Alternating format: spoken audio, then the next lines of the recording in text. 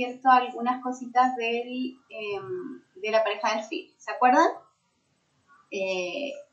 No sé si todas y todos ustedes estuvieron, pero vimos algunos ejemplos clásicos, como este, ¿cierto? Que es muy famoso, una partida histórica de Max Euwe contra Salomón Flor, que jugaron en el torneo de Ámsterdam del 39. Y aquí, no sé si alguien se acuerda de estas posiciones.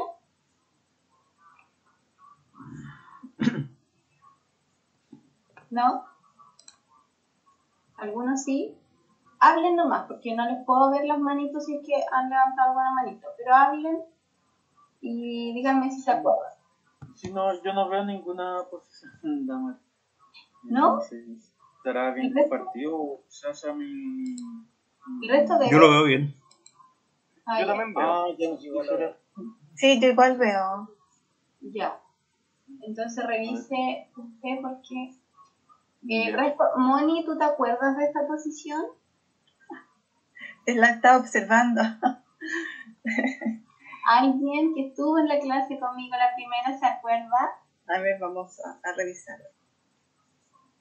No, aquí no se vale la trampa, Moni. No se metan al chest base a revisar ni nada. No, bueno. Me refiero a verla, mirarla. Sí, me acuerdo algo que decía. Claro. Sí. Bueno. Sí. Ya, ¿qué decíamos acá? A ver.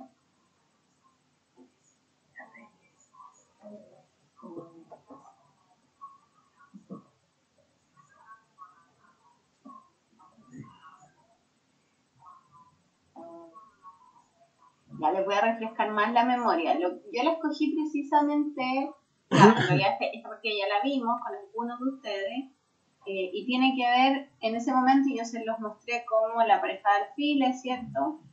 Pero va en estrecha relación con otro concepto posicional que tiene que ver con las casillas fuertes, las casillas débiles, y es algo que vamos a ver hoy día en la clase. Ya no sé si alguien ya ha estudiado este tema, es un tema de la estrategia pura y dura del ajedrez, y tiene que ver, ¿cierto?, con que cada vez que un peón avanza, un peón deja una casilla débil, ¿no? Y por eso nosotros decimos en el ajedrez que mientras nos demoramos quizás 5 minutos en evaluar si movemos un alfil, un caballo, una torre, en el peón tendríamos que demorarnos el doble, porque cada vez que nosotros avanzamos ese peón es definitivo, no podemos volverlo hacia atrás, ¿ya? Por eso yo muchas veces le digo a mis alumnos o alumnas que están recién comenzando, que eso es porque uno lo escucha, yo lo escucho harto, es como, no sé qué hacer, voy a mover un peón, ¿cierto? No sé si a ustedes les pasa, pero a veces pasa y eso no es correcto, porque cada vez que avanzamos un peón dejamos casillas débiles. Entonces, si se fijan en esta posición, tanto el avance de E6 como el avance de G6 dejan casillas débiles alrededor del enroque, ¿cierto? Y esta partida es muy famosa, no sé si alguien se acuerda de la jugada que hizo acá Euwe. Torre C5 parece. Ya. ¿Te acordabas de esta partida? Me acordaba que estaba en el análisis, yo la había sugerido, pero después pensé que me había equivocado por un tema táctico, pero al final era Torre C5. Correcto, Torre C5, ¿cierto? Y es un sacrificio posicional de calidad que se justifica porque las debilidades negras alrededor del enroque son insalvables. Eso quiere decir que si el negro, por ABC motivo, tomara la mala decisión de comerse la calidad, entonces queda inmediatamente débil el rey. Y además, bueno, se activa la torre, entonces acá, por ejemplo, la dama no se puede comer el peón, entonces tienen que sacar el alfil y la torre queda con la columna y, por ejemplo, jugás como dama 3, amenazando dama H6 y luego dama G7 mate, son letales, ¿cierto? No hay manera de defenderse y por lo tanto, esta partida nos enseñó en realidad a jugar con la pareja de alfiles, pero también el tema de las casillas fuertes y débiles, ¿ya? Eso para que ustedes vayan conectando, porque muchos de los conceptos de estrategia en el ajedrez siempre están dialogando entre sí. Bien, pero esa no es la partida que vamos a ver. Nosotros vamos a ver dos partidas. Una es de Yates. No sé si alguien de ustedes lo conoce. Son dos teóricos importantes estos, Henry Groves y juegan esta partida, ¿ya? Entonces, acá... Perdón, parece que hay una persona que está intentando entrar a la reunión. No sé A si ver. aparece. No veo a nadie yo. Es que me avisa Ya. auditivamente. No hay nadie todavía. Nota entre paréntesis. Creo que ya te le ganó a Alex en una partida una vez, 38, creo. Claro, es que son personas que, como los grandes campeones, ¿cierto? Sin corona, todas estas personas teóricos muy importantes tuvieron partidas geniales. Bueno, esta es una de ellas, que en realidad nos enseña a jugar definiendo casillas fuertes o débiles. Y de hecho aquí la idea, fíjense que va a ser muy similar a la partida que se da entre EUE, ¿cierto? La partida anterior que vimos, es la misma estructura, ¿cierto? Un peón N6, perdón, lo voy a pintar de amarillo para que sean no buenos, un peón en G6, ¿cierto? Y casillas débiles alrededor del rey, ¿cierto? Ya, nosotros podríamos decir esto no es tan terrible, pero en general puede ser terrible. Acá en realidad no era tan fácil protegerse, porque por ejemplo cosas como H6, ¿qué hubiesen jugado ustedes?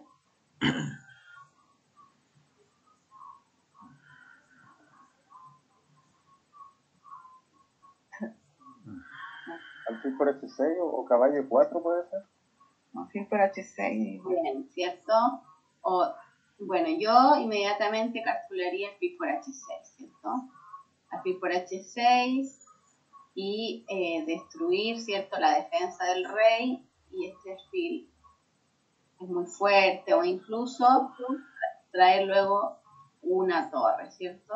Y esto también no se ve fácil. O por G3 o por H3, ¿cierto? Amenazando los mates. La verdad es que, claro, un sacrificio que quizás lo evaluaríamos un poco, pero habría mucho ataque, ¿cierto? Entonces no era tan fácil en realidad defenderse acá. El negro cometió errores antes en la apertura, pero no los vamos a revisar porque nosotros queremos aprender el juego posicional. Ustedes estudiarán las aperturas que quieran en su casa. Pero G6. Entonces nuevamente nos topamos con casillas débiles del negro, ¿cierto? Entonces ahora, ¿cómo las aprovechamos? ¿Qué se les ocurre a ustedes acá? A ver.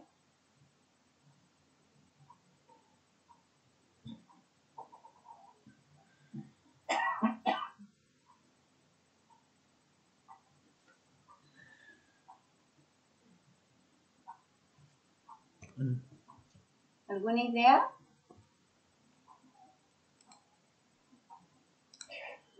Hola, Damaris, Eduardo por acá. Hola Eduardo.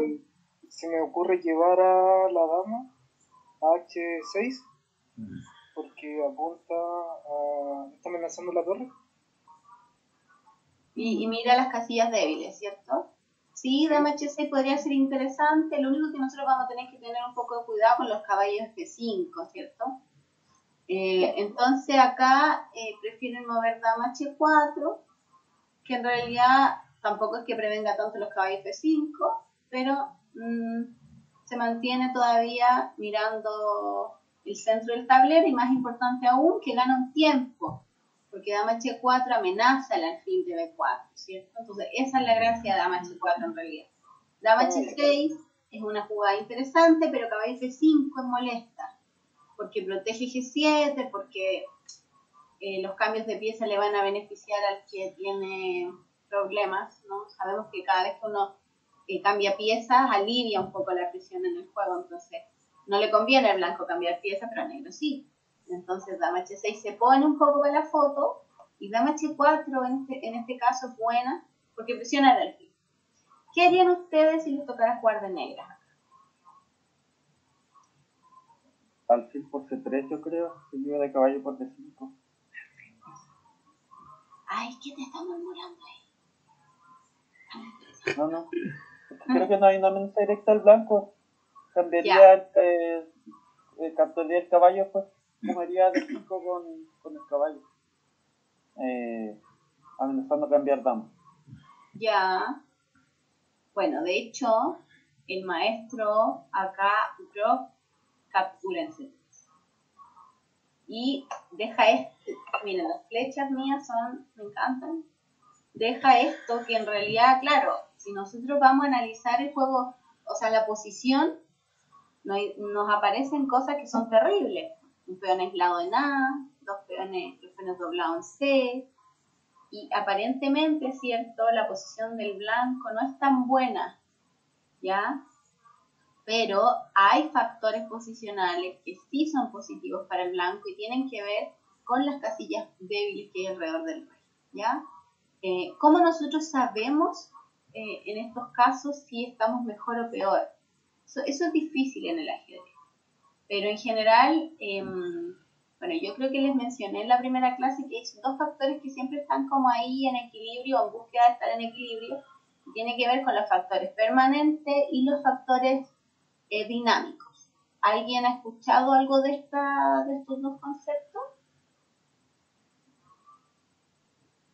¿O los explico? David. Sí, yo creo que hay que explicarlo. Ya. Bueno, los factores permanentes son factores que en realidad, bueno, nada es permanente, pero los ocupamos así en el ajedrez porque son factores que es muy difícil que cambien, ¿ya? Y que por lo tanto esperamos que duren muchas jugadas en la partida. Por ejemplo, un factor permanente es la estructura de peones, porque un peón aislado, por ejemplo, el peón aislado de A, es muy difícil que deje de estar aislado. De hecho, acá solo podría dejar de estar aislado si lo capturen, porque no hay peones negros en la columna B que se puedan cambiar, ¿cierto? Y llevar el peón hacia alguna columna. Entonces, es un peón aislado que va a durar mucho tiempo, probablemente toda la partida. Es un factor permanente, ¿ya? Otros factores permanentes tienen que ver, por ejemplo, con las debilidades estructurales, cerca de los enroques, ¿cierto? Son cuestiones que no podemos retroceder con el peón, una debilidad más o menos permanente. Y hay otros factores que son dinámicos. Por ejemplo, acá la pareja de alfiles, ¿cierto? Porque sabemos que podemos cambiarla en cualquier momento. Pero esos dos factores están conversando permanentemente. Entonces, si bien es cierto, el blanco tiene una desventaja permanente, que es su estructura de peones, tiene una ventaja dinámica que tiene que ver con que tiene el alfil de casillas negras, que probablemente va a ir a ocupar esas casillas fuertes alrededor del rey y que por lo tanto nos puede generar un ataque ganador, ¿ya? Ahí va en estilos de juego, la verdad. Hay muchas personas, como yo, que preferimos jugar con las ventajas permanentes. O sea, si ustedes me dan a elegir entre jugar con una buena estructura de peones, yo lo voy a decidir siempre, porque siento que es algo que me puede llevar a ganar un final y que solo hay que pasar la tormenta muchas veces, pero en el final vamos a poder ganar. Entonces acá, por ejemplo, el blanco nunca en la vida va a querer llegar a un final de partida. Este final el blanco lo perdería, o sea, sin ningún problema. Si nosotros solo llegamos acá con los reyes, imaginemos que cambiamos todas las piezas, llegamos solo con reyes, el negro no va a tener ningún problema para ganar este final. ¿Me entienden? ¿Por qué? Porque las debilidades estructurales permanentes de los peones es terrible. Entonces ahora, bueno, se comen el peón en D5 y la entrega del alfil en C3 en realidad yo creo que es perdida para el blanco, para el negro. Ahora, ¿cómo continuamos? Para aprovechar esas casillas negras alrededor del rey, ¿qué hacemos? Alfil B2. ¿Alfil D2? ¿Por qué B2. B. B2, sí, B2. Ya, para hacer C4. Sí. Ya, bien, interesante, y activar el alfil por el fianchetto. Sí, el tema es que, bueno, ya, otra idea. Torre 8, o sea, torre 1. Activar la torre. Bien, la Moni. Activar la torre en la columna abierta. Claro, y después alfil A3. ¿Puede ser? Ah, y la Moni quiere llevar el alfil por acá. Ya. ¿Alguna otra idea? Parece que alfil G5 gana directo, no sé, parece que es como bien letal. Alfil G5. ¿Cuál es la idea de alfil G5? Inmovilizar el caballo para poner el alfil en F6, dama H6 y parece que no se puede evitar el más. Ya. Entonces tenemos alfil B2 con idea de hacer C4 y activar el alfil por el fiancheto. Importante que nosotros hagamos este ejercicio cuando estamos en una partida de ajedrez, ¿saben? Otro día vamos a hacer una clase de las jugadas candidatas. También teoría, ¿cierto? Y torre 1 y alfil G5. ¿Alguna otra jugada candidata ven ustedes? Nos quedamos con esas 4. Si alguien ve algo que les parece ganador, entonces este es el momento. Y si no, nos quedamos con eso. Ya generalmente en una partida nosotros hacemos este ejercicio. Decimos qué jugadas candidatas podemos encontrar y desde ahí vamos desmenuzando o vamos descartando, por ejemplo. Podría haber Porque una. acá, Perdón. ¿sí? Podría haber un alfil H6, pero no me convence. Ya, y alfil H6 también jugada candidata, bien.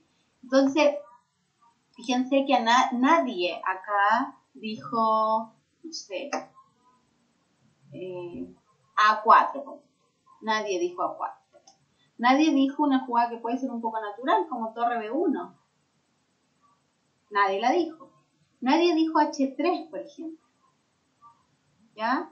Y eso está bien. En general se nos tienen que ocurrir ciertas jugadas que tengan como concordancia con la posición. A4 no tiene ningún sentido en esta posición, porque el juego está definido por los factores que ya mencionamos, ¿cierto? Las casillas débiles alrededor del rey, las columnas abiertas que se fueron abriendo y la pareja de alfiles. Por eso inmediatamente a ustedes se les ocurre activar el alfil que no está activo. Entonces se les ocurre alfil B2 para activarlo por la diagonal, se les ocurre alfil A3 o se les ocurre alfil G5. Y eso está bien, porque cuando las casillas débiles son las negras y nosotros tenemos la pieza que controla esas casillas, tenemos que llevar esa pieza a controlar las casillas, sobre todo antes de que un caballo venga a F5, por ejemplo. ¿Ya? Y de hecho, esa es la jugada que está amenazando el negro. Y si el negro está amenazando caballo F5, ¿cuál es la jugada? Alfil F5. Capturarlo. Si el negro juega caballo F5, capturarlo con el alfil. Ya, pero el problema del caballo F5 no es solamente que el caballo empiece para un cambio, sino que el caballo habilita a la dama. Por lo tanto, lo que en realidad quiere el negro es cambiar las damas. Porque si las damas desaparecen del tablero, aquí nunca nos van a dar mate en G7. Y el negro lo único que haría sería respirar profundamente y sentirse aliviado. Entonces, caballo F5 es la amenaza, pero no para cambiar los alfiles por el caballo, sino para cambiar las damas. Ya. ¿Cuál entonces es la jugada? ¿Alguien la dijo por ahí? Alfil G5 previene caballo F5. Alfil G5, muy bien. Ya. Alfil G5 es la jugada, que es una jugada buena. Ya las jugadas buenas en el ajedrez se identifican por ser jugadas que defienden, en este caso defienden el caballo G5 que nos molesta y nos podría permitir los cambios de dama, ¿cierto? Y además es buena porque ataca, y ataca, ¿cierto?, con cuestiones terribles como son situarse en F6 o en H6, llevar la dama a H6, intentar dar más, ¿cierto? Por lo tanto, alfil G5 es la manera correcta de ocupar esas casillas fuertes, o sea, casillas débiles para el negro. Juega el negro torre 8, yo anoté acá F6 como mejor posibilidad, pero bueno, torre 8 y torre A E1 juega acá el maestro ya. Alfil E6 y jugadas que proponen ustedes de blanca ahora.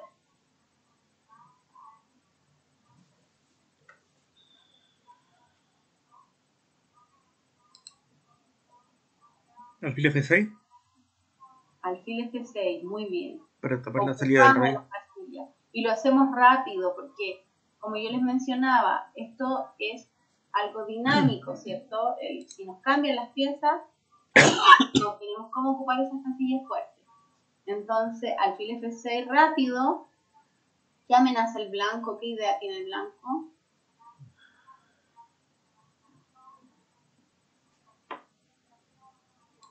Dama H6 para el mate en G7. Bien, dama H6, ¿cierto? Para dar mate acá.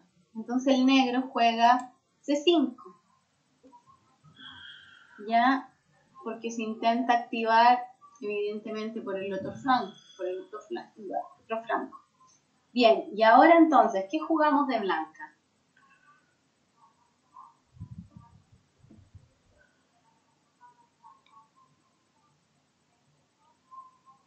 Dama H6. Dama H6, ¿estás seguro? Sí. ¿Seguro? Ah, caballo F5. Caballo F5. No la vi. Ya, dama H6, que es muy tentadora, y se topa con caballo F5, ¿cierto? Y sería terrible, porque saben que caballo F5 da vuelta a la partida. Acá en esta posición probablemente el blanco tiene más 8 o más 9, no sé, según la evaluación de un computador. Pero dama H6, que es una jugada muy natural, porque es lo que hemos estado persiguiendo las últimas 5 jugadas, movimientos, pierde por el caballo F5. Alfil B5. ¿Alfil cuánto? B5. No, Alfil profesor, pero no. B5. Ya, interesante. Interesante alfil B5, ¿cierto? Sí. Estoy pensando... Yo estaba pensando en torre por el 6. Pero no Torre sé por si es el mucho. 6 ya. Estoy viendo que al dama H6, después caballo F5 viene dama G5, entonces la retirada de la dama viene alfil por F5, y después de eso, ya que la dama negra no está en la diagonal del alfil F6, la dama blanca puede retornar F6 en esa mate de nuevo. Ya.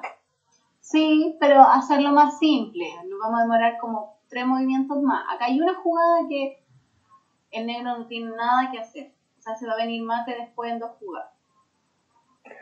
Podría ser G4, aunque es un poco contraintuitivo. Ya. Dama G4. G5 es la versión más breve de lo que habíamos mencionado antes. ¿Cuál, perdón? Dama G5. ¿Ahora? Sí. Ya.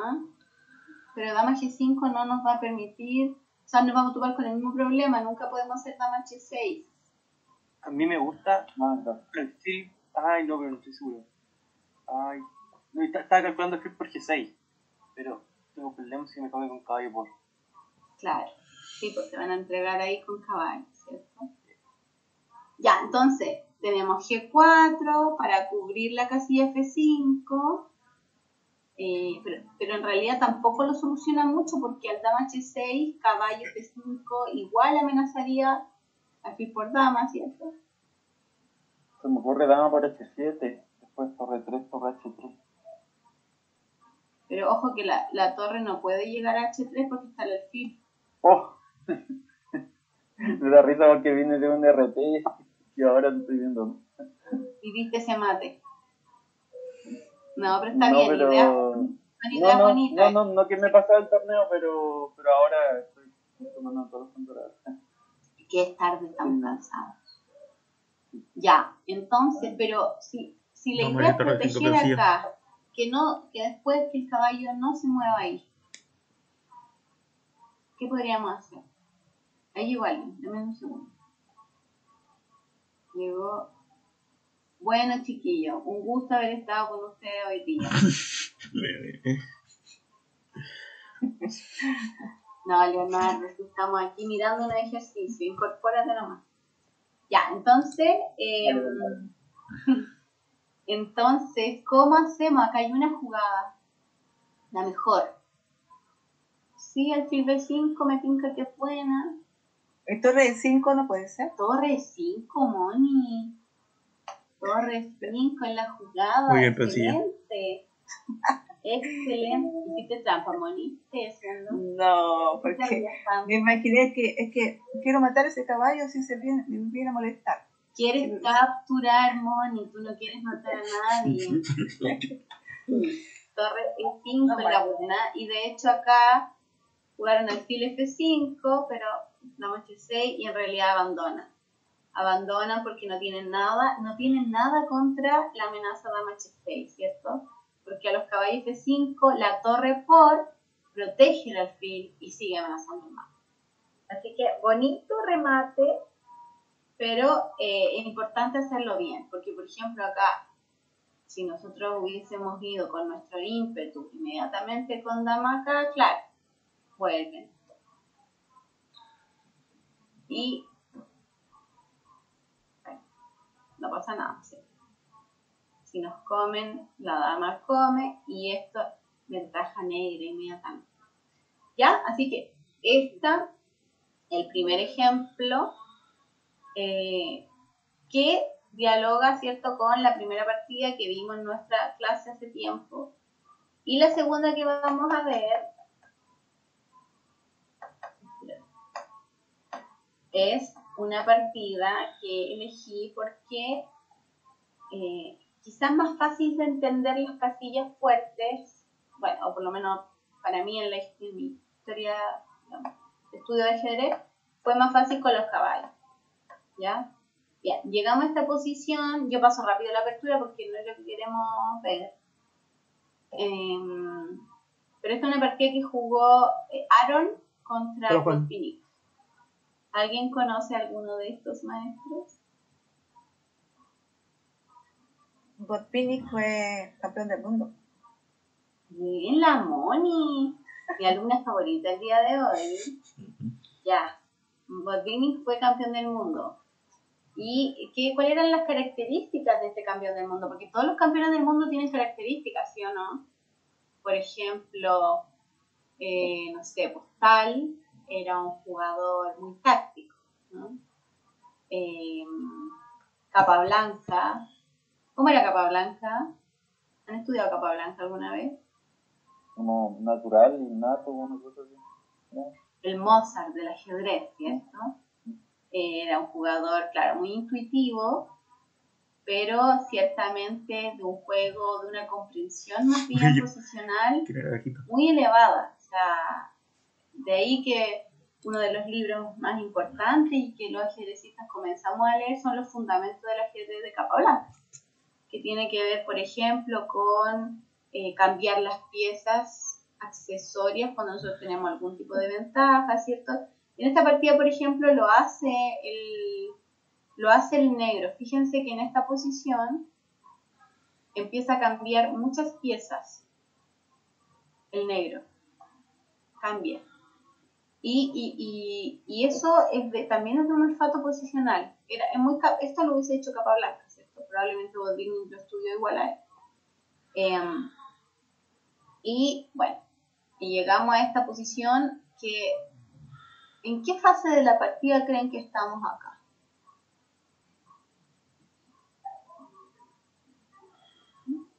Medio juego. Medio juego, es que interesante esto, pues, por eso yo los hago pensar en esto. Medio juego, dicen. ¿Alguien piensa otra cosa?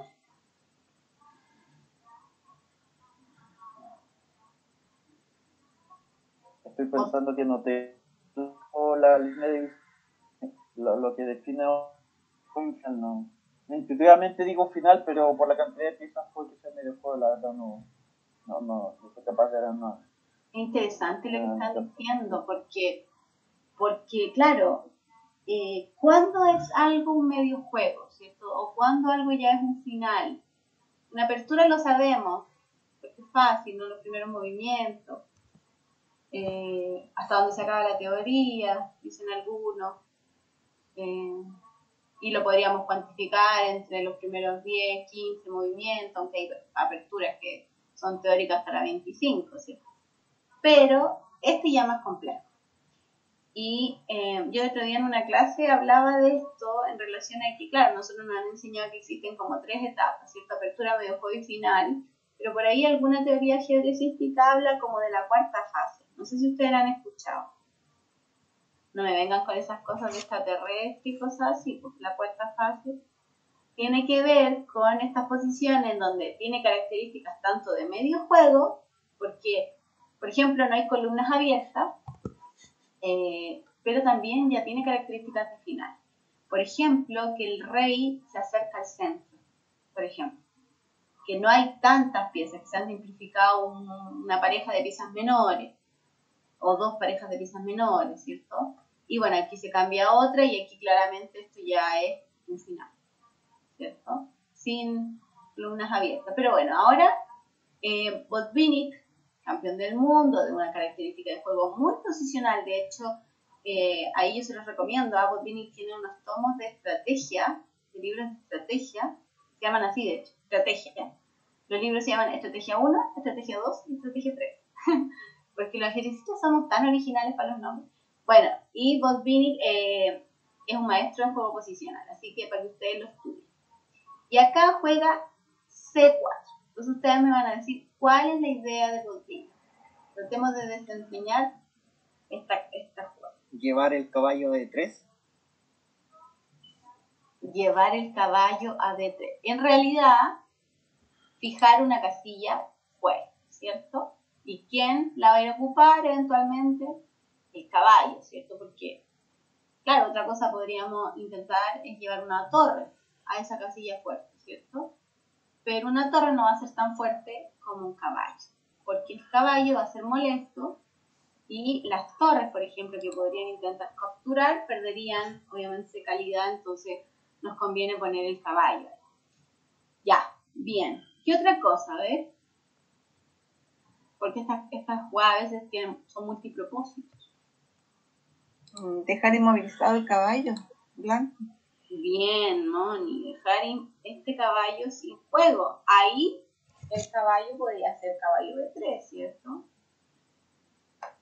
Ahora el caballo no puede salir. Bien, C4 es una jugada de mucha comprensión posicional, porque fija una casilla fuerte a propósito de que estos peones se movieron y por lo tanto no hay un defensor natural de la casilla de 3. Entonces C4 fija, deja el caballo fuera de juego. ¿Y qué más hace C4?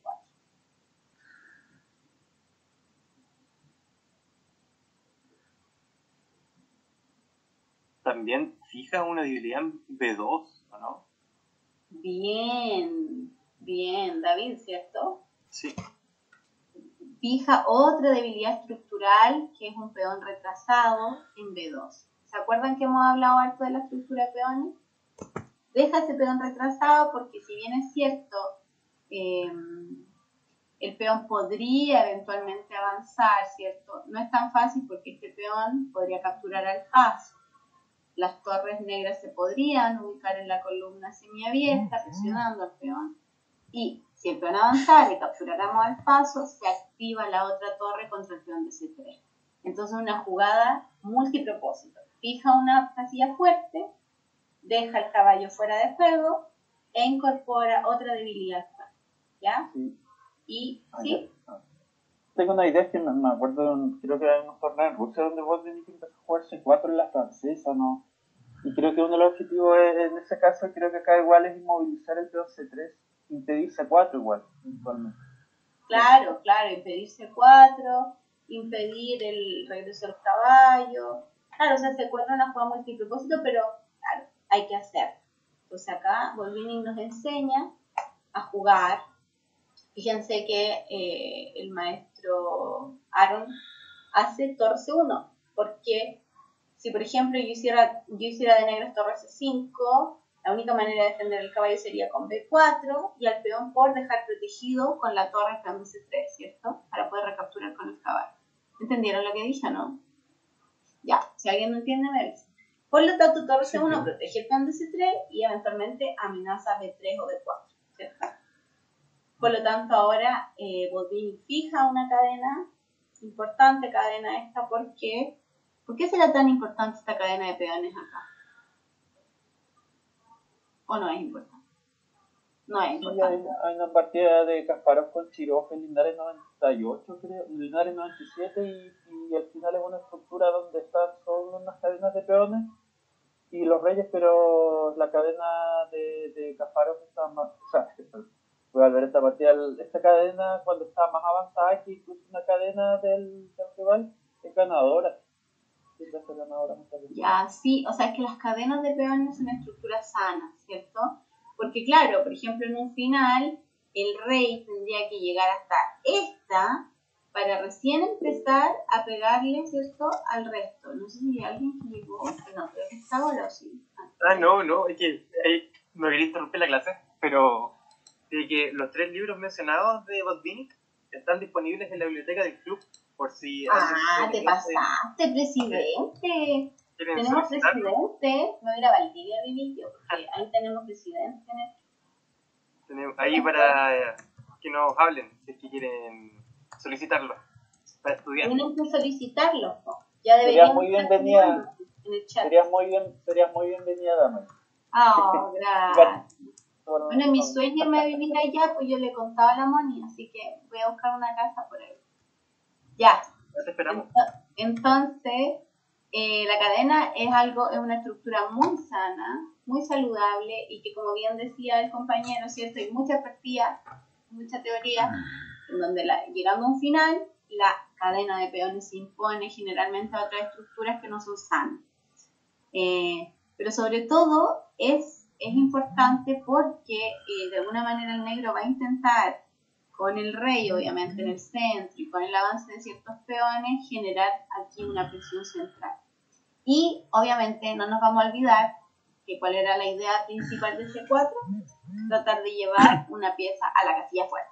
¿Ya? Entonces acá vemos cómo lo hace Botvinnik, porque, bueno, no sé, ¿cómo se le ocurre a ustedes de llevar piezas para allá para D3? A ver. Caballo D7, caballo D5 y caballo D3. Bien, ahí hay un camino, ¿cierto? Bueno, el blanco le tocaba al blanco. Juega B4, está bien. Y no le comemos, ¿cierto? Porque, ¿qué pasaría si comemos en B3?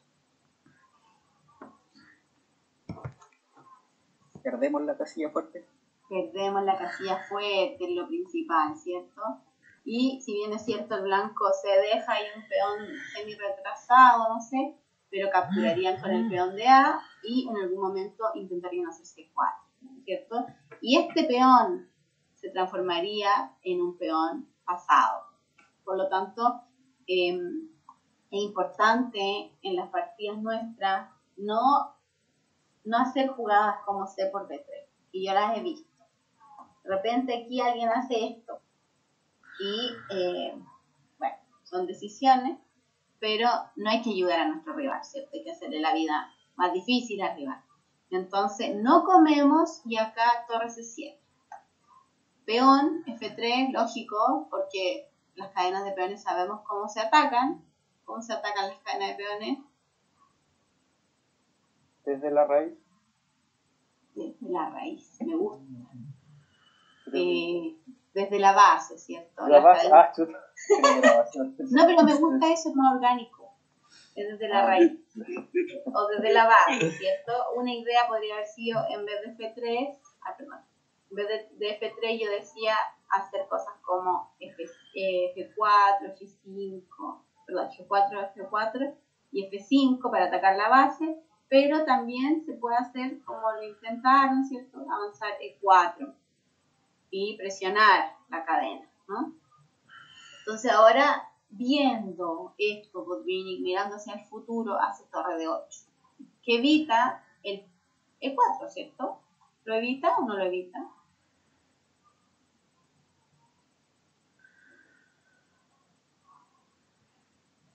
¿O puede hacer igual el blanco E4?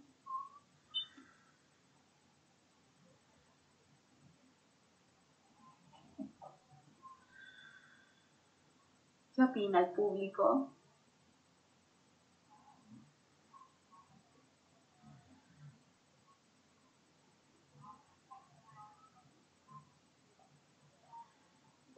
Me parece que a corto plazo sí, a corto plazo pareciera que sí, pero después las negras se apoderan de la columna D y sería como el fin, digamos.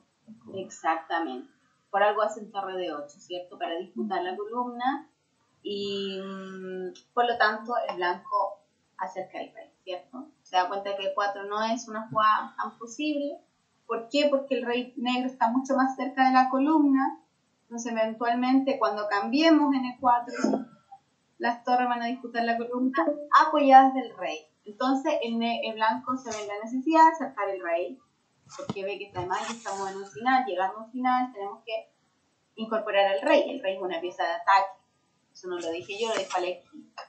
Entonces F5 para evitar de nuevo el E4, que no nos ataquen la cadena. Y ahora torre B1. Y de pronto el blanco, cuando pasan estas cosas, que el centro está bloqueado, alguien busca atacar por algún flanco, ¿cierto? Y nosotros, ojo con esto, porque el otro día también lo hablaba en una clase, que tendemos a pensar que el bloqueo es cuando los peones no pueden avanzar porque chocan con otro inmediatamente enfrente. Pero esta posición también es de bloqueo, ¿saben? Porque no puedo avanzar un peón, ninguno en realidad. Bueno, el blanco podría hacer F4, pero sería bloquear más. No puede hacer E4 porque lo captura. Yo no puedo avanzar de negra. Y eventualmente podría hacer E5, ¿cierto? Pero esa es una posibilidad para el negro, de nuevo. El blanco acá no tiene, y por lo tanto, ¿qué va a buscar hacer el blanco en esta posición?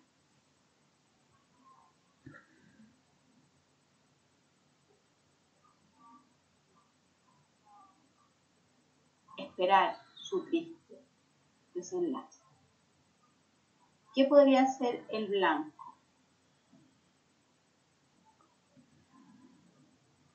Aquí juega el negro, parece, ¿no?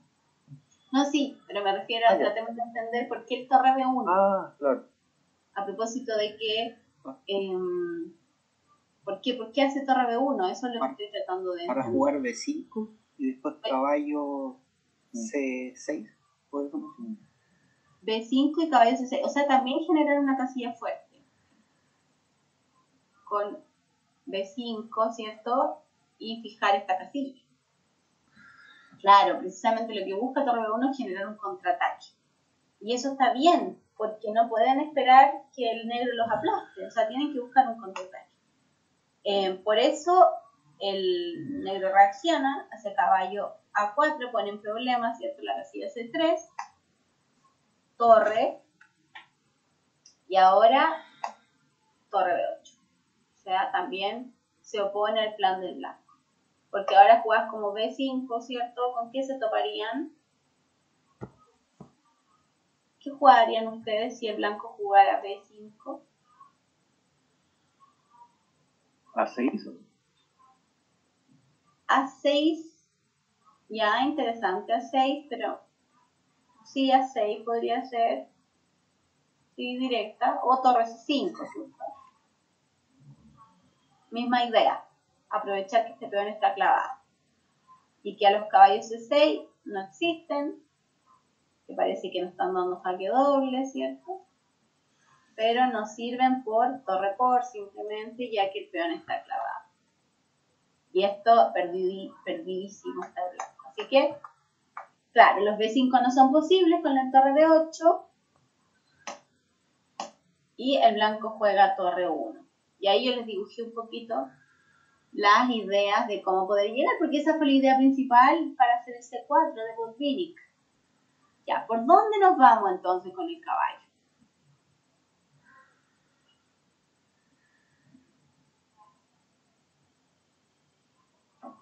Hoy en cualquier momento se nos acaba este mix, yo creo. Parece. ¿Están ahí todavía? Sí. Esa flecha, disculpa Damar, esas flechas que buscaste son dos posibles caminos del caballo, ¿cierto? Exacto, entonces le estoy preguntando cuál será mejor. Sí, está raro clase. Yo le quería caballo 6. ¿Cómo? Está Caballo muy viejito, B6. por eso lo hizo más tarde. Ya. D6, D7, D5, D3. Ya. Y el resto.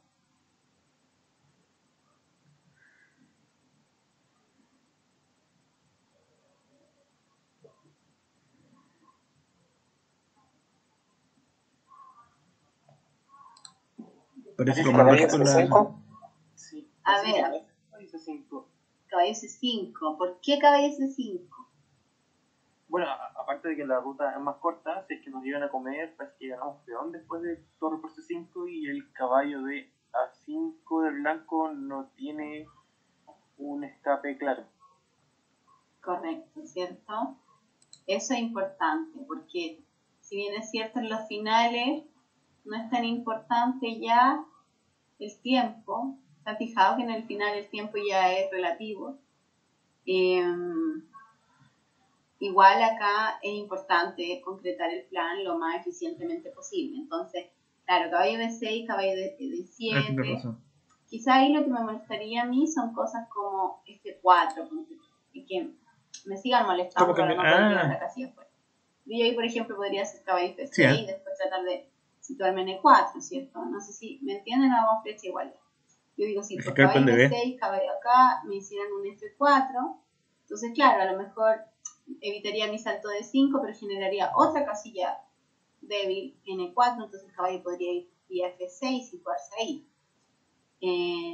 Pero en estos momentos la ruta más rápida y que funciona es caballo Es gratis. C5, porque bien como alguien dijo por ahí, si B por simplemente torre por, a la siguiente me voy a comer el caballo, dejo una torre bien activa en la columna B, no tienen cómo disputarle al blanco, por lo tanto esto ya sería perdedor para el blanco. Por lo tanto, si nosotros nos dan esa posibilidad, hacemos caballo C5 y llegamos a D3 en 2 movimientos. ¿Ya? Eficiencia en el pie. Y si tenemos la táctica, ojo con eso, porque ustedes saben ese dicho que dice la táctica está al servicio de la estrategia. No al revés. No es como que la estrategia sea secundona de la táctica y hay personas que juegan así a la pura táctica. No, la táctica tiene que estar al servicio de la estrategia. ¿Ya? Por lo tanto, ahora, bueno, nos tocan la torre, así que torre B1 juega el blanco. ¿Y cómo continuamos acá?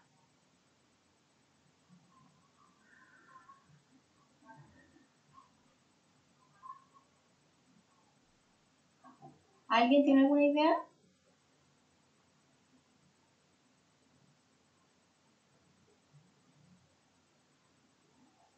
Torre C5, igual. Mira, torre C5 interesante. El tema es que con torre C5 quizás van a sacar la torre de B1. Ahí tú vas a tener que sacar la torre de C5, ¿cierto? Cosas como esta, yo creo que el blanco haría acá. O sea, que ahora si te está amenazando a comer, tienes que volver. Y, bueno, no hicimos mucho, ¿cierto? Acá, claro, nosotros sabemos que esto es algo bueno, que ya logramos poner un caballo en una casilla fuera. Pero es importante que entendamos que eso es la primera etapa, ¿ya? Porque, ¿qué pasa? A mí me pasaban muchas partidas de ajedrez que yo llego con el caballo ahí. ¿Saben qué? Pues el caballo se ve bonito, pero no pasa nada. No pasa nada. Entonces hay que seguir el segundo paso. Y el segundo paso tiene que ver con buscar una segunda debilidad. En este caso, el caballo es una fortaleza y por lo tanto es una debilidad para el negro, perdón, para el blanco, pero nosotros en el ajedrez conocemos la teoría de que una debilidad no sirve, con una debilidad no vamos a ganar, tenemos que generar una segunda debilidad. Con 2 debilidades nuestro rival no se puede defender. Es una cuestión matemática. Si yo, por ejemplo, le presiono un punto, pego con 1, el rival defiende con 1, pego con 2, el rival defiende con 2, ¿qué va a pasar? Vamos a quedar ahí, bloqueados. Pero si tiene una segunda debilidad, no va a poder defender ambas. Por eso entonces el negro centraliza su rey y va en búsqueda de la segunda debilidad. Ahí está. El blanco, obviamente, ya lo mencionamos hace unas par de jugadas antes, busca el contrajuego y busca el contrajuego donde tiene mayoría de peones, por ejemplo, entonces generar un peón pasado ahí sería interesante. Y ahora el negro va por la segunda debilidad y obviamente por el flanco en donde puede generar una mayoría de peones. Entonces torre de 2 y torre C8, B5, vuelve la torre y el caballo evidentemente también dispone del mismo truco que nosotros, ¿cierto? No se lo pueden comer porque la torre se comería el caballo. ¿Y ustedes se comerían ese caballo o no? No. ¿Se comerían el No. caballo?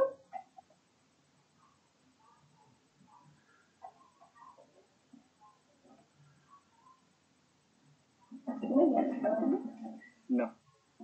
No, deberían haberme lo gritado a coro. Pareciera que fueran las 11 de la noche aquí. Ya.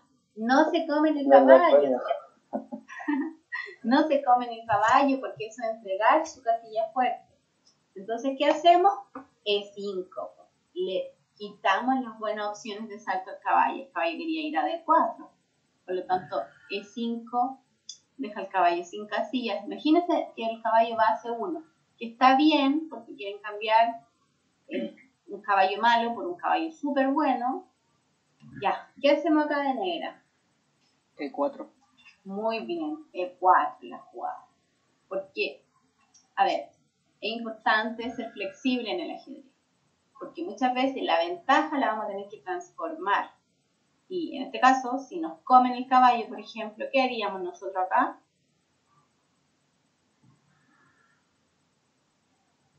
Con C, capturar con el peón de C para capturar en C3 esto. ¿Alguien comería con el peón de E?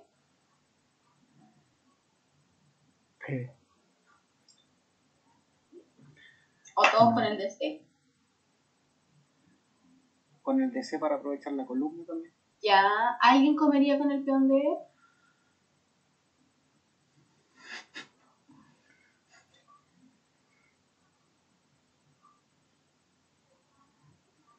¿No?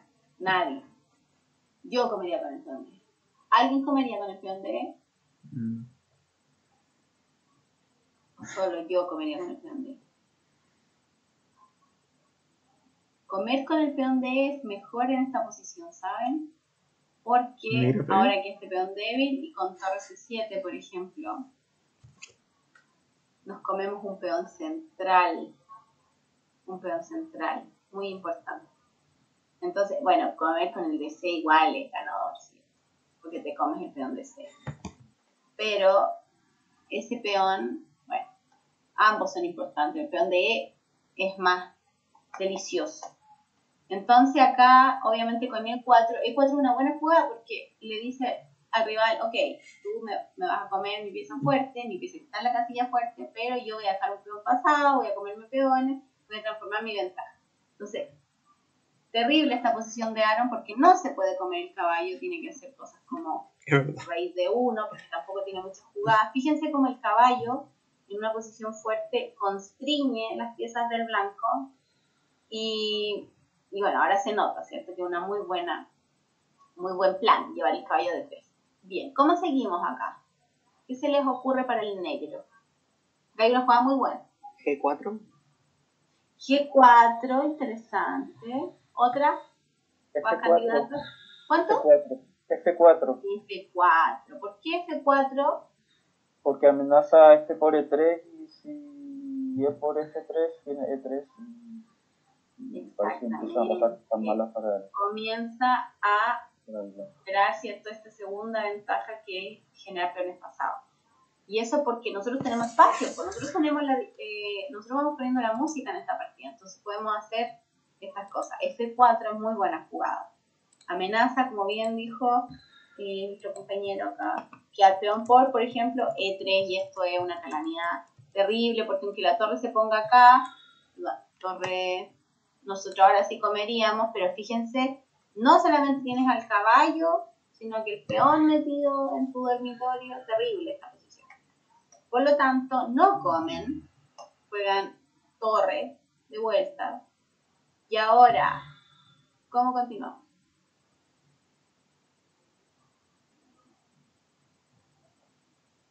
Así que torre 8.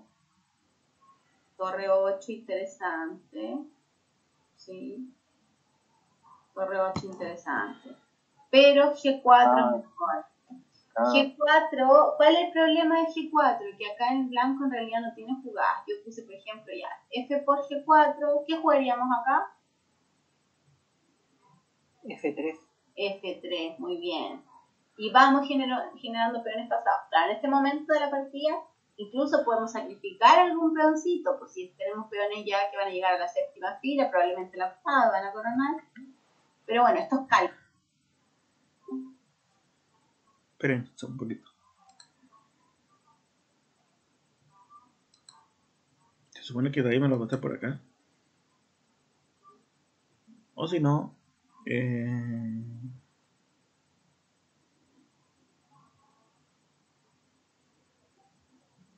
sigue quedando minutos, pero me quedan 2 minutos.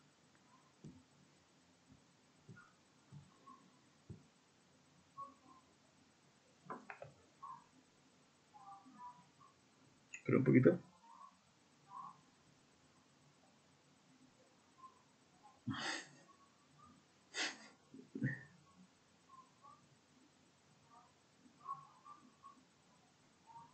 Un tantito, un minuto, no.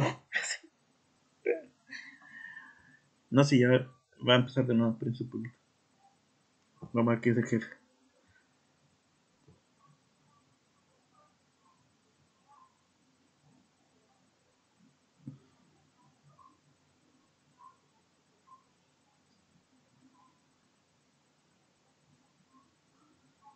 Me imagino que la está creando, ¿no?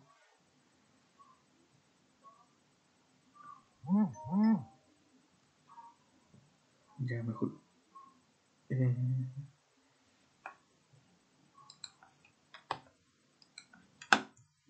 SHI QFRY QZR.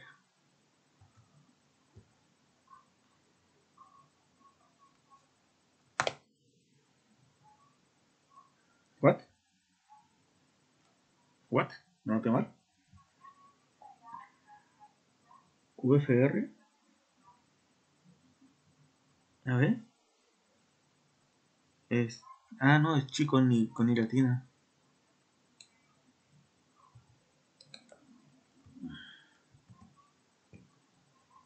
No ha venido David, no.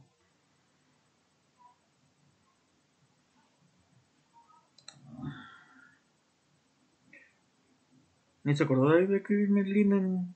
Pero bueno, no importa.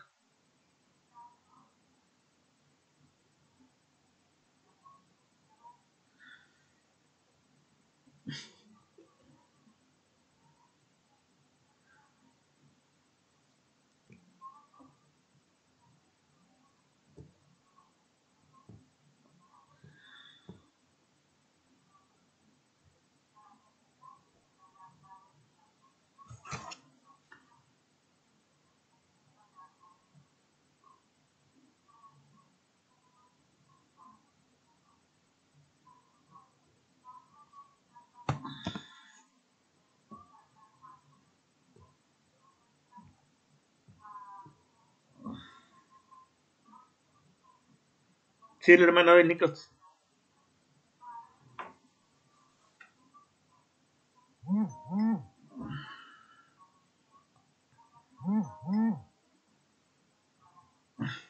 Dios. Lo cambiaron. Espérate. U-I-A. Good.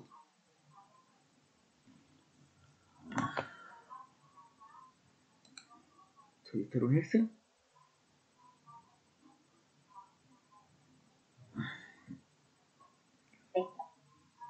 Bien, entonces en esta posición dijimos que G4 es buena jugada, no pueden capturar, capturan en E4 y el F3, ¿cierto? Que era nuestra idea. Torre A2 y recapturamos ahora, pero con un peón en sexta fila, es distinto, ¿cierto? Bueno, cosas como esta serían malas porque recapturamos y ahora un peón débil de nuevo. Por lo tanto, el blanco para intentar defenderse, ¿cierto? Hacer ahí una resistencia hizo G3. ¿Y cómo continuamos? ¿Qué piensan acá?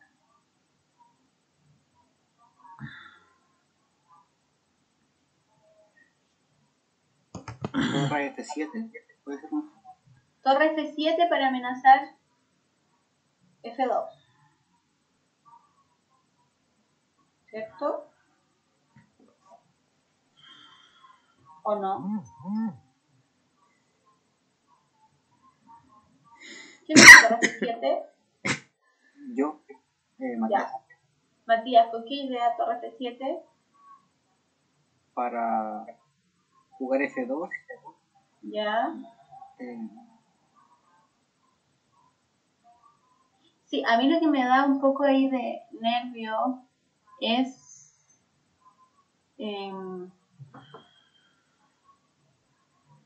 quizás caballo por y rey E1, una cosa así. O si hacen F2, bueno, sí, en realidad está bien. Pero el jugador de negras prefiere jugar rey C5, Botvinnik, que es jugador de negras. Bueno, Después tienen lo que hacer consigue. caballo por D3, una jugada única en este momento, si no F2 y el plan va a ser definitivo. Capturamos con el D y torre B2. Ojo que el blanco igual quiere generar un contrajuego, ¿cierto? ¿Qué contrajuego tiene acá el blanco?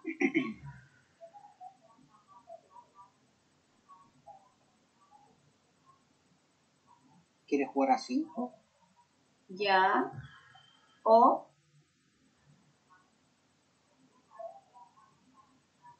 D5 y seguido de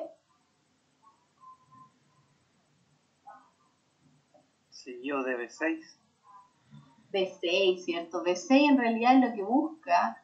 Y ojo que, claro, con A5, ¿cierto?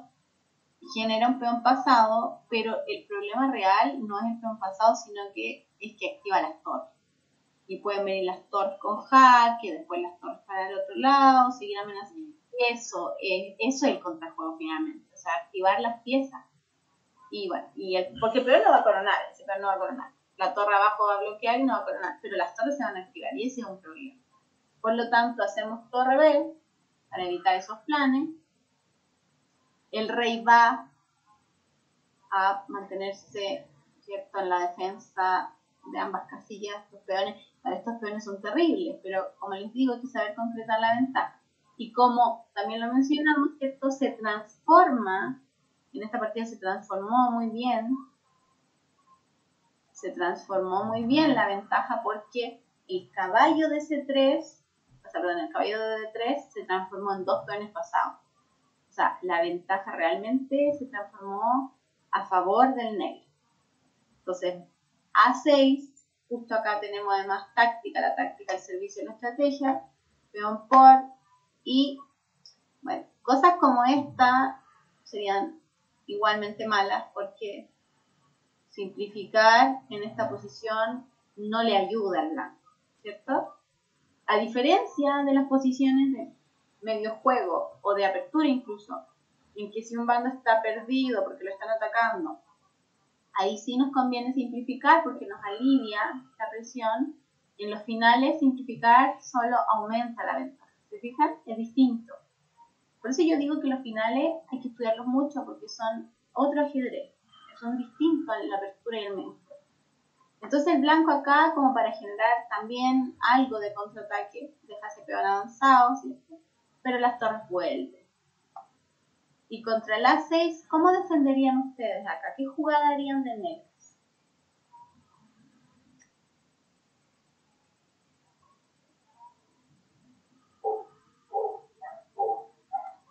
Torre B6, no.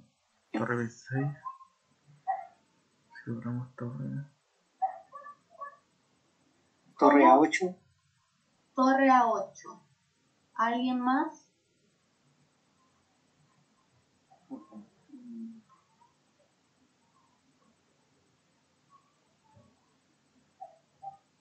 Rey B5 para rey B4. A ver, ¿alguien predijo otra? Torre B6 o Torre A8. Torre B6. ¿Con cuál se quedan? No, no, rey B5. ¿Con cuál se Bien. quedan? Estamos en una partida de ajedrez y tenemos 5 segundos. F4. La Moni se lanza al ataque con B4. Moni, tienes 4 segundos. Pero voy a tener 2 peones pasados. Pero Moni, ¿cuál es tu segundo nombre, Mónica? 4 segundos con incremento. No, sin incremento. No, sí, obvio que sin incremento y ya no hay torneo sin incremento. Pero da lo mismo el incremento aquí. A mí me gusta más torre B6. Esto, con esto yo los conozco a ustedes, ¿ah? Porque, miren, yo los conozco. ¿Quién dijo torre B6? Pablo. Yo, Matías. Y yo también. Matías y Paulo. Ya, Matías y Paulo. ¿Quién dijo torre 8? Primero. ¿Paulo? Yo, igual Matías. Tenía que calcular. Mati está diciendo las todas, ya. Y B4 dijo la Moni. Eso a mí me dice mucho de ustedes, mucho. Porque si nosotros tenemos 4 segundos en el reloj, ¿qué jugada no hay que hacer?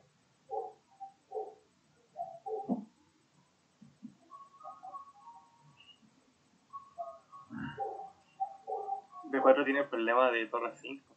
Correcto, po. Tiene el problema de torre 5. Y aquí, problemas, po. El rey se va y ahora, bueno, torre por, yo creo, ¿no? O peón por, torre por. Peón por igual, bueno, ¿cierto? Peón por porque amenaza B5 jaque. Y B6. Y nos entramos a persinar acá nosotros de negra, ¿eh? Porque complicado. Ya, pero importante que en una situación donde tengamos poco tiempo, no es que juguemos a la defensiva, pero tratemos de evitar líos tácticos. Y los líos tácticos tienen que ver con las capturas, con poner piezas en opciones de captura, porque ahí lo que tenemos que tener mucha atención es en el cálculo.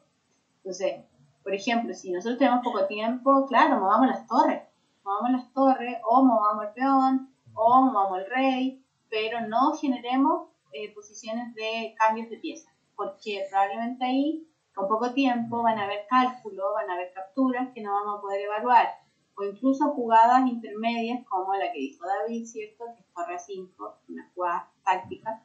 Por lo tanto, acá nos vamos a quedar evaluando las jugadas de torre.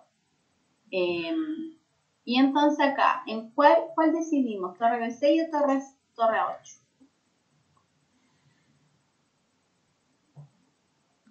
Hay una diferencia muy importante entre ambas. Torre B6. Torre B6. Torre B6. ¿Por qué? Porque torre B6 mantiene la defensa del peón de B5. Exactamente, y eso es fundamental, porque nosotros no solamente tenemos que pensar en nuestro plan, que sería, obviamente, nuestro plan es comernos el peón de A6, ese es nuestro plan. Por algo, las dos jugadas que pensamos fueron torre 8 amenazando el peón o torre B6 amenazando el peón.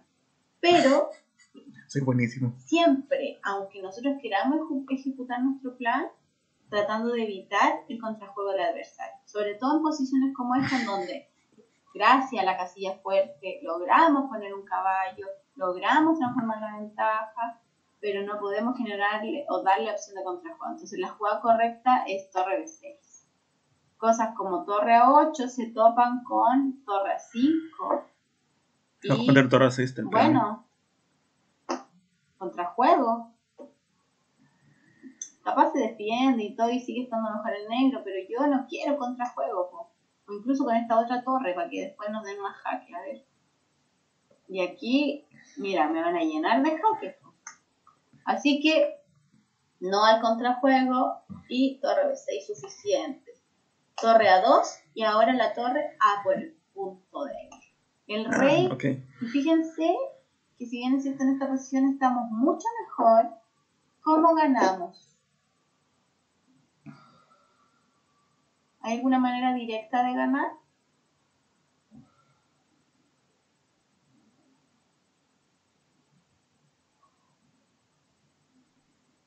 B4 parece. ¿Cómo? Pero que B4 se jaque, ¿no? Es que B4, ¿con qué se topa B4? C por B4, pero después viene rey B5. No. B4 te deja el jaque de B5. Estaba viendo fragmentos del tablero, ¿verdad? Con torre A5, pues si ya hablamos del torre A5, ¿cierto? B4, que es una idea que obvio nos gustaría hacer, pero la verdad es que no es tan fácil. ¿Qué más podríamos intentar de negras acá para ganar?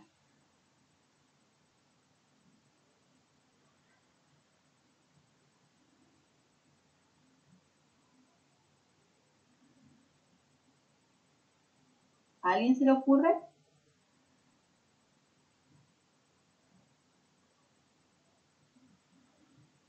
Ahí se gana porque después del cambio de torres viene de 2 y el rey no puede terminar la coronación. Ah, pero sí. No, pero no estoy viendo. Porque viene torre a 1 después para defenderse. No. Torre por E3, pero torre por E3 te comen y después ¿qué? Ah. Está poniendo rápido que... No. Acá el plan ganador tiene que ver con ir a abrir otra columna. Y H5 en la jugada. Iba a decir H5. Fíjense que en esta posición el negro no puede seguir progresando. Porque a cualquier movimiento, por ejemplo, que yo saque las torres, me van a hacer a 7. No puedo intentar romper acá, porque ya lo que dijimos, torre 5. Entonces la posibilidad es con este peón. ¿Ya? Bueno, el blanco acá va a intentar bloquear, y si no hacemos nada, bueno, bloquea y empate, o bueno, tiene alguna chance, pero capturan. Así que capturan, torre H1, y aquí me gusta mucho cómo juega Botvinnik porque se come el peón y al torre por torre H6, evitando el contraataque y ahora sí amenazando B4. Entonces el rey se come y nosotros B4. Por fin la jugada que tanto deseamos hacer, pero en las condiciones adecuadas y quitando el contrajuego. Imagínense, ni siquiera un peón, nada. Y bueno, aquí en realidad jugaron esto un poco más y abandonó el maestro Aaron, porque Botvinnik 2 peones sexta valen más que la torre, ¿cierto? Así que estos fueron los ejercicios que les traje hoy día. Espero que les hayan gustado y que hayamos aprendido algo más de casillas fuertes. Desde que mi hijo despertó, así que para que podamos despedirnos. Muchísimas gracias, Damari. Gracias, Damari. Ya, Muy bien. que estén muy bien. Un abrazo grande. Que estén muy Muchas bien. gracias, que esté muy bien. Gracias. Chao, Ami. Chao. Chao a todos, que estén bien. Adiós.